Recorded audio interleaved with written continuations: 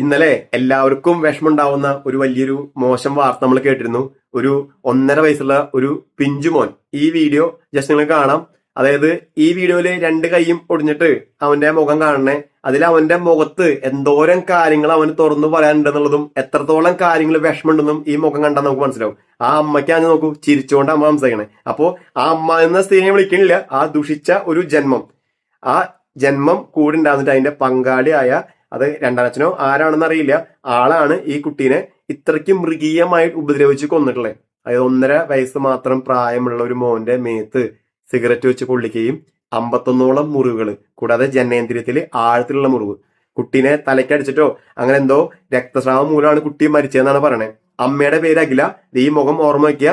ഈ അച്ഛൻ അഷ്കർ, അതായത് രണ്ടാനച്ഛൻ, ആരെങ്കിലും ആയിക്കോട്ടെ, എന്ത് ചെയ്താലും ഇവരൊന്നും ഒരു തുള്ളി വെള്ളം കിട്ടാതെ നരകിച്ച് മരിക്കണം. അതാണ് പറയണത്. അതായത് ഒരിക്കലും ഒരു തൂക്കിക്കൊല്ലാനോ ജയിലിട്ട് സൂക്ഷിക്കാനോ പാടില്ല. അതായത് സ്വയം എന്താ പറയാ, ഭക്ഷണം കഴിക്കാനോ എനിക്ക് നടക്കാനോ പരസഹായം ഇല്ലാതെ ഇവർക്ക് ഒരു കാര്യം ചെയ്യാൻ പറ്റാത്ത രീതിയിൽ ഇവര് നരകിച്ച് മരിക്കണം.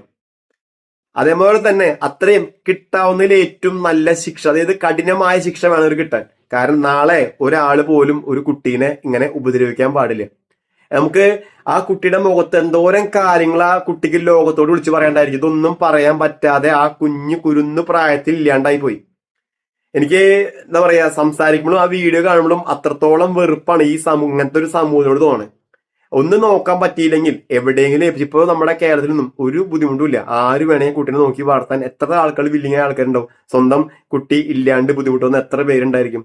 അവിടെയാണ് ഈ അമ്മ, അതായത് അമ്മ എന്ന് വിളിക്കാൻ പറ്റില്ല, ആ ദുഷിച്ച പിശാചിന്റെ ജന്മം.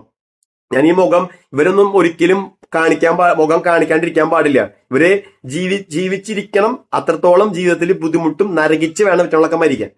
അത്രത്തോളം വിഷമം, അത്രത്തോളം സങ്കടം ഈ ഇങ്ങനെ ഒരു കേരളത്തിലൊരു വാർത്ത നമ്മൾ വീണ്ടും വീണ്ടും കാണാൻ ഇടവരുന്നുള്ള ആലോചിച്ച് നോക്കിയിട്ട്.